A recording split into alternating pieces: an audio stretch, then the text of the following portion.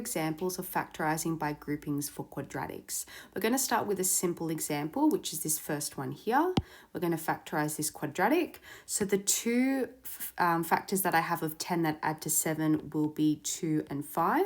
So I'm going to rewrite the 7x as 2x plus 5x.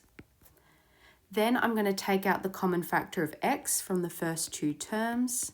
And then I'm going to take out 5 for the last two. Now notice here that the reason that I can factorise this further is because x plus 2 is common to both. That is the common factor. So we take out the common factor, and then with whatever is left, so here I have x remaining, I'll put that in a different colour, and I have 5 remaining. With whatever is remaining, that goes in the last part of our brackets here. And we're going to build on this concept in the next few examples. So here, I'm going to factorise the following. Now, my first example for A, x plus 3 is a common factor for both. However, x isn't common and x plus 1 isn't common. So my first step is to take out what is common first, which is x plus 3. And then with whatever is remaining, I'm going to put that in the brackets after. So what is remaining is x as well as x plus 1. So then I simplify what's in that remaining bracket as 2x plus 1. I also like to use the square brackets just in this step here because sometimes I'm having to simplify a few terms. And then when I get to my final answer, I put them both in curved brackets like this.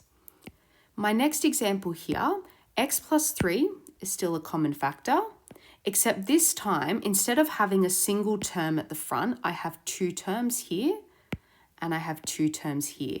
That doesn't change the process, it just adds an extra step in simplifying. So here, I'm going to take out the common factor, which is x plus 3.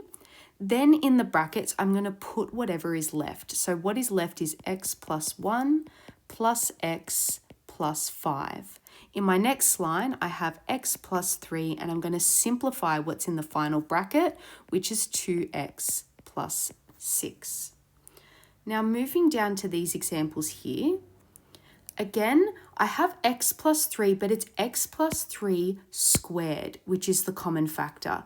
Notice that is the same in both of these.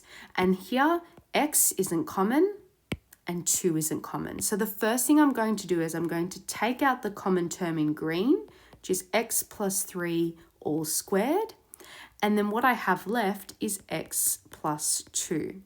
Where it can get a bit more challenging is in like this example D here, because notice I have x plus 3.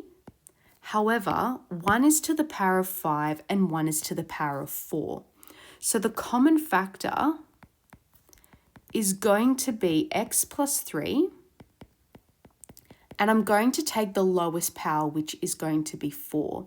The best way to think about it is that if I had, for example, x squared plus x, I take out the lowest degree, which is going to be 1, so I get x outside of x plus 1. If I had x cubed plus x, I can't take out x squared and I can't take out x cubed because otherwise I'm taking out too much from this here. So I take out the lowest and I factorize the rest.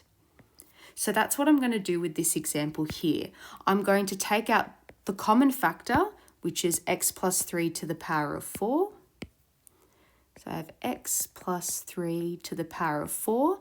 Then I'm going to put what's left remaining in my brackets. So notice in the first term I have x, and notice because it's to the power of 5, I actually have one more x plus 3 left, plus 2. So then my next job is to simplify that final bracket. So I need to expand these brackets here. And notice that that is what I'm finally left with.